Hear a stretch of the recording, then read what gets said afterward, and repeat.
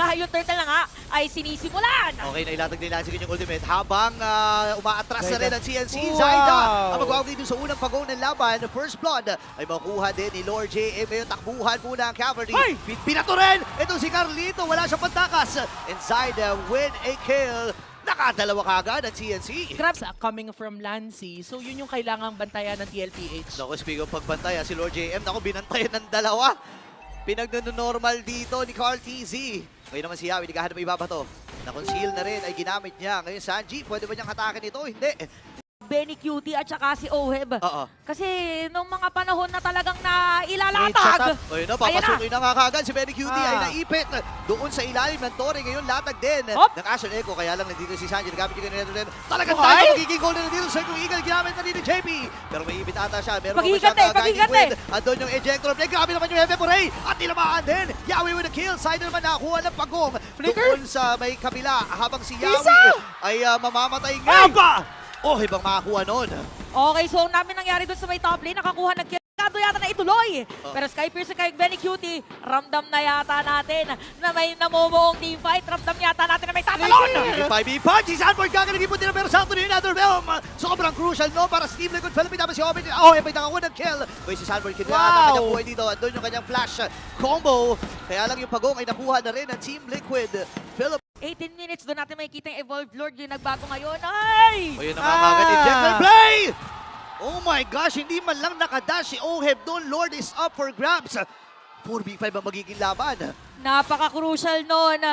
Si Oheb yung naibato. At dahil dyan, na TNC ngayon ang mag-a-attempt na kumuha ng Lord. Nakapwesto naman ng TLPH pero kulang sila na isa. Kulang sila ng damager. Grabe nila pagkagan yung Glorious Pathway habang si Eagle naman mula dito kay Danny Baker. JP.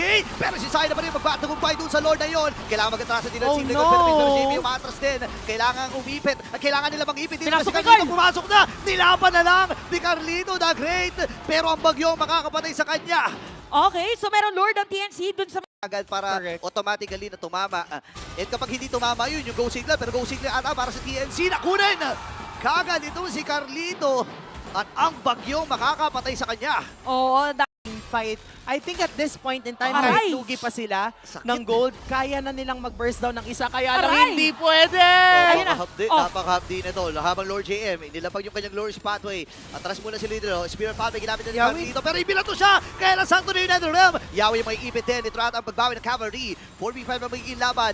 Pero pinipreheat lang sila dito ni Benny. Pinagbabaril lang ng kayang Of gawin us. dito ng CNC. Pero may plano ata sila. Sige, kagad. Oy! Ang ginamit dito ni JP. Pero puputirihin ata kagad si Carlito. May niligtas pa hindi kasi si Benny na ako ng kill. Habang si Oy, free hit lamang. Sayaw-sayaw lang with the synchronization and the chrono dash. At ngayon ay wala ang jungle at ang roamer dito ng magkabilang kupunan. magwawala parang anytime yata meron conceal. tatalon.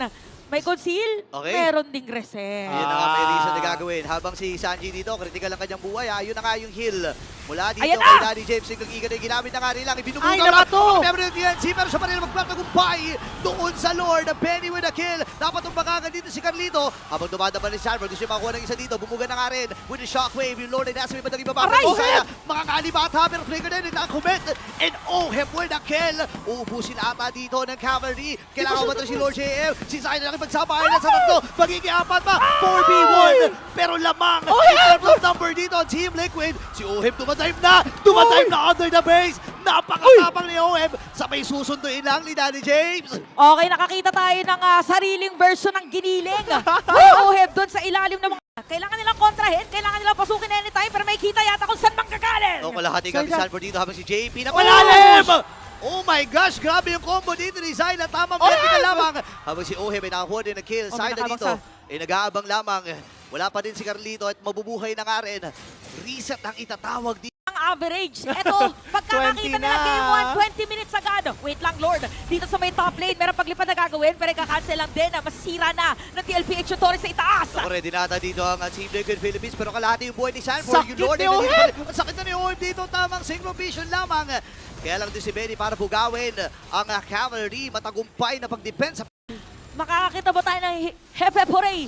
Makakakita ba tayo ng paglibad Nagabang sila dito pero Spio paglipad, parang palili pa rin kagad nila si Yawi. Hindi man lang makakabato doon. Ngayon, nandito yung Glorious Pathway. Lord J may umaabante. Very cute yung free hit lang. Kalahati yung buhay ni Sanji dito. Habang si Oheb, hinahawakan niya lang yung Lord. Pero may ipit ata si Sanford. Kailangan niyang matras. Ando si JB for the follow-up. Kompleto pa ang mga miyembro dito ng Team Liquid Philippines. At pwede nila samantalahin ito, ha? Oh, feeling ko na kayo mag-Lord. Oh, wait lang. Oh. Para may poke yata. Another reset na naman. Parang gato ulit yung nag-istorya Ay, kanina. try. Kahit kulang ang mga players, mahirap ilaban dahil meron damage both the Ibaburst. teams. Pero parang dediretso na TLPH. Naku, ibaburst na nila ata kaagad Na itong zone. Lord na ito. Pero si Oe may lumaban na rin with that syncopation. Napubulon na rin ako habang si Lord M. Umabante na ka rin. Sanji ang magiging Flicker. punta niya. Flicker in a commit. Ngayong bili ka agad ng imo dito si JP para lang Ay, yung umatras. bottom lane. Pero yung bottom lane mababasag. Oh, yung pala, naging trade na lang ng TNC dito. Ba na pwede Francis gawin? Yawi. Nangalahati yung buhay. Nangalahati yung buhay ng Lord. Pero iba yata yung gusto gawin. Injector kagad si Sanford.